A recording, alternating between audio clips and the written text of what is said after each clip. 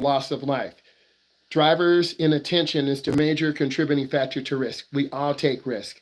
When you're younger, you don't think about the risk you'll take. When you drive fast, you get closer to the line. When you run a light, you get closer to the line. When you speed through your school parking lot, you get close to the line. So my job is to teach you how to eliminate risk and be a good driver. Name the 6 categories of risk. Risk are always present. Other highway users, roadway users, and vehicles you are in. Perceived differs than actuality. People do not identify risk when it actually is there. Risk is shared. It is shared by the driver, the pedestrian, or bicyclists. Bicyclists are very vulnerable. Pedestrians are very vulnerable. If you're a pedestrian and there's no sidewalk, you need to walk toward traffic. If you're a bicyclist, you need to ride with traffic. Risk can be changed based on perception of risk, what we see, and what we decide. So as you learn to drive, you're going to make better decisions. You're going to learn how to drive safely, or you're going to get your license taken away by the state. Risk can be analyzed. Some situations present more risk than others. Drivers must evaluate risk and the consequences. So if you drive fast, you could get a ticket. If you drive fast, you could get there early. If you drive fast, you could end up dying, and I'll go to your funeral. I don't want to go to your funeral. Risk can be altered. Some situations present more risk than others. Drivers must evaluate risk and the consequences. Each time you drive, make a routine, pre-driving checks. Check your tires, check your gauges, check your mirrors. You want to check the oil, check the water, and brake fluid. Once a week, you should be doing those maintenance checks. I will show you those things. Each time you drive, you need to check your bumpers, quarter panels, and switches. Do your headlights work? Do your tail lights work? Do your interior lights work? You want to go around and do that check because you need your headlights to be seen and be seen.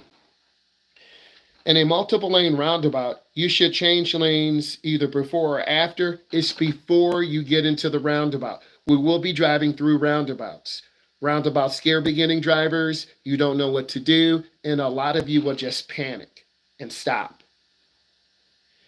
Your seat should be adjusted with your right foot reaching the accelerator pedal with your knee bent at a 45-degree angle. A lot of beginners get too close to the steering wheel or they get too far away. So it's really important that you are able to pivot your right foot. We only drive with our right foot. We're not driving a manual. If you were, you would use your right foot for the gas and brake. You would use your left foot to push in the clutch.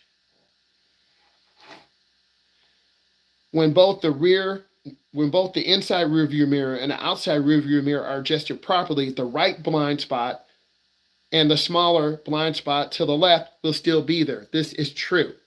There are no blind spot mirrors that will take away all blind spots. So what you see on the internet or whatever is not true. You have to look over your shoulder. If you're making a lane change to the left, you look over your left shoulder. If you're making a lane change to the right, you look over your right shoulder.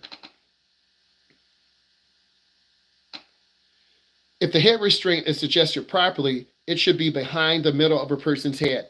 This is true. When your vehicle is equipped with airbags, the smartest position for any child restraint is in the middle of the rear seat. Kids should always be in the back seat. If the temperature light comes on while driving, you should pull over, turn off the motor, and then check your coolant level once the car cools off. Inertia is the primary reason that safety belts are the most important in a crash. This is true. Safety belts hold you, keep you from being thrown out. There was a person killed being chased by the state police. He was driving a Hellcat Charger, 707 horsepower, going about 125. He rolled the car 3 times, and he was ejected. He died.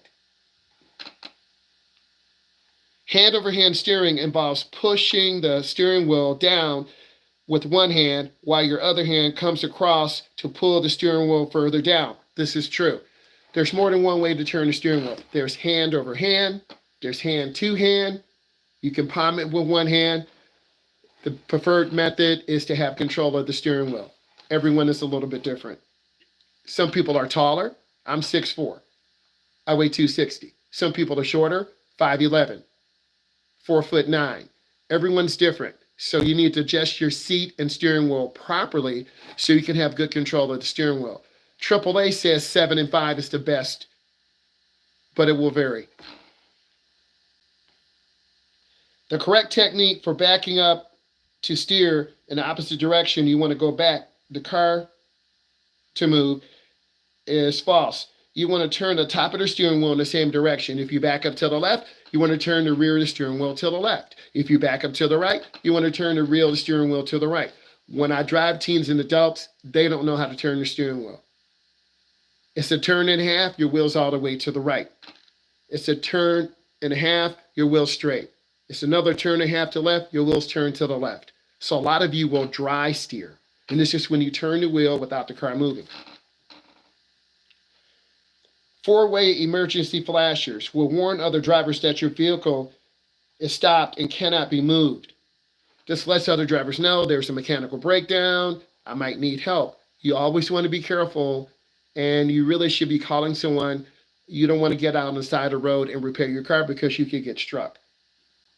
Your vehicle's outside mirrors should be adjusted in a way that blind spots are reduced. True. Which of the following is an advantage of using enhanced mirror settings? Head and shoulders turn and strain is greatly reduced. You have to look over your shoulder. If you're looking to the left, you have to look over your shoulder if you're going to the right.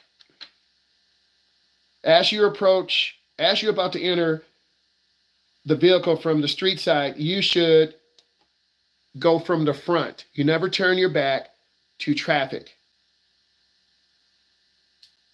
If you're approaching an intersection without a stop sign or signal, you should slow down a yield to pedestrians and other traffic that arrives at the intersection before you. This is true. A lot of beginners don't understand rules of the right of way. And I'm here to assist you. You have the right of way only when others give it to you.